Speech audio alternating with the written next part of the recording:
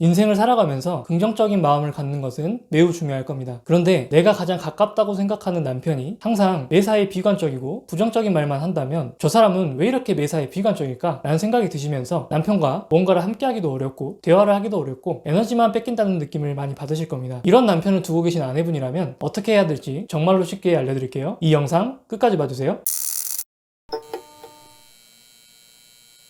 먼저 우리가 비관적이고 부정적인 성향의 남편과 같이 살고 있다면 어떤 패턴으로 우리가 남편에게 에너지를 뺏기고 있는지를 살펴볼 필요가 있습니다. 아마도 결혼하고 아이도 낳고 살기 전까지는 내 남편이 저렇게까지 부정적인 사람인지 몰랐다 라고 말씀하시는 분들이 많을 거예요. 왜냐하면 이런 성향의 사람들은 생각보다 주변 사람들에게 좋은 평가를 받을 확률이 매우 높기 때문입니다. 실제로 아내분들과 이야기를 나눠보면 저만 남편이 이상하다고 하지 다른 사람들은 남편이 좋은 사람이래요 라고 말씀하시는 경우도 많습니다. 남편이 이렇게 평가받을 수 있는 이유는 이 부정적이고 비관적인 사람일수록 변화를 싫어하고 안정감을 추구하기 때문입니다. 이게 무슨 말일까 싶으실 텐데요. 예를 한번 들어보겠습니다. 직장에서 상사가 우리에게 한 번도 안 해본 새로운 업무를 지시한다고 생각을 해볼게요. 당연히 우리는 보통 원래 하던 업무가 아니면 어렵고 힘들고 하기 싫을 겁니다. 이때 우리 중 한 동료가 비관적이고 부정적인 성향이라면 이렇게 이야기할 가능성이 크죠. 저 상사는 하던 대로 하지 왜 저러냐? 왜 맨날 쓸데없는 일을 시키고 그러냐? 라고 말이죠. 우리는 이렇게 말해주는 사람이 우리의 마음을 잘 알아봐준다고 생각하고 위안을 받을 수밖에 없습니다. 친분을 나누고 있는 직장 동료들 사이에서는 이렇게 좋은 이미지를 가질 가능성이 매우 높다는 거죠. 사람이 만나서 서로 급격하게 친해질 수 있는 방법 중에 하나가 공공의 적을 만드는 겁니다. 비관적이고 부정적인 사람들은 이 부분에 매우 특화되어 있는 거죠. 그런데 우리가 직장에서 변화를 주도해야 하는 상사의 위치에 있고 어쩔 수 없이 이런 비관적이고 부정적인 사람에게 업무를 지시해야 한다면 입장이 조금 다를 겁니다. 골치가 너무 아플 거예요. 우리가 무슨 말을 해도 부정적으로만 해석할 테니 우리는 이 사람을 달래고 이해시키는데 시간을 너무 많이 쏟아부어야 되고요. 또 이 사람이 나를 싫어하지 않게 만들기 위해서 애를 써야 됩니다. 이렇게 우리는 이 부정적인 사람에게 에너지를 뺏기게 되는 거죠. 만약 우리가 남편이 비관적이고 부정적이라서 스트레스를 받고 있다면 우리는 방금 말씀드린 예시에서처럼 직장 상사와 같은 역할을 해야 될 수밖에 없는 그런 상황일 겁니다. 우리가 어쩔 수 없이 남편보다는 좀 더 변화를 추구해야 하는 그런 입장일 거예요. 그리고 어떻게 해서든 남편을 설득시키려고 노력해봤지만 그게 너무 어려웠을 거고요. 그리고 이런 것들이 쌓이면 매사에 부정적인 말을 하는 남편이 너무나도 답답하고 싫어지게 되는 거죠. 단순하게 뉴스 기사에 신세한탄을 하는 경우만 보더라도 꼴도 보기가 싫어집니다. 우리는 이런 패턴으로 남편에게서 에너지를 뺏기고 있었을 거예요. 우리가 아무리 남편을 설득하려고 해도 남편의 부정적인 생각이 바뀌지 않았다면 이제부터는 우리가 남편에게 이런 에너지를 낭비할 필요가 전혀 없을 겁니다. 우리가 남편에게 에너지를 투자한 만큼 얻어지는 게 전혀 없으니까 말이죠. 그리고 어쩌면 남편분을 무작정 긍정적인 성향으로 바꾸는 것이 오히려 좋은 것만은 아닐 수도 있습니다. 사람이 갑자기 변하면 죽는다 이런 말도 있잖아요. 만약 남편이 갑자기 삶에서 긍정적인 변화를 추구해서 꿈과 희망을 가지고 직장을 나와서 사업을 한다거나 퇴직금으로 코인을 투자한다고 말한다면 어떨 것 같으신가요? 우리가 마냥 기뻐할 수 있는 상황은 아닐 겁니다. 특히나 현재 남편이 정년이 보장되어 있고 퇴직 후에 연금도 탄탄하게 나오는 직업이라면 차라리 비관적인 생각을 많이 할지언정 끝까지 정년까지 우직하게 일하는 게 어쩌면 우리에게 유리할지도 모르는 거죠. 남편이 비관적으로 생각하고 부정적으로 생각하는 이 삶의 태도가 무조건 나쁜 것이라고만 볼 수 없다는 이야기입니다. 우리 입장에서는 꼴사납게 보일 수 있지만 그만큼 자기의 삶에서 안정을 추구하는 것이고 그 삶의 태도가 어쩌면 여기까지 살아올 수 있었던 힘일 수도 있는 거죠. 그래서 제가 말씀드리고 싶은 건 남편이 매사에 비관적인 태도를 보인다고 해서 우리가 남편을 설득시키려고 하지 말자는 말씀을 드리는 겁니다. 우리는 남편의 그런 성향을 바꿀 수도 없고 만약 바꾼다고 하더라도 우리에게 득이 되지 않을 가능성도 분명히 존재하니까요. 우리가 이런 성향을 바꿔내야만 한다 라고 생각했기 때문에 우리가 에너지를 많이 뺏기고 있었을지도 모릅니다. 오히려 이런 남편을 바꾸지 않겠다고 마음먹는 순간 남편분을 긍정적으로 바꿀 수도 있을 거예요. 예를 들어서 이야기를 해볼게요. 자녀의 학원을 좀 더 좋은 곳으로 옮기고 싶다는 생각이 든다고 해볼게요. 그래서 우리가 남편에게 이야기를 했는데 만약 남편이 학원비가 더 비싸기만 한데 그게 무슨 의미가 있어? 이런 식으로 대답한다고 생각을 해볼게요. 그러면 우리는 지금까지 매번 부정적으로만 생각하지 마라. 자녀에게 돈 한 푼 쓰는 게 그렇게 아깝냐? 이런 식으로 남편의 부정적인 생각이 틀렸다고 이야기를 하거나 학원을 보내야만 하는 이유에 대해서 구구절절하고 장황하게 설명을 하셨을 거예요. 그런데 이제 남편의 생각을 바꾸기 위해 에너지를 더 이상 쓰지 말자 이런 이야기를 드렸잖아요. 그러면 이제부터는 이렇게 하시면 됩니다. 단순하고 간단 명료하게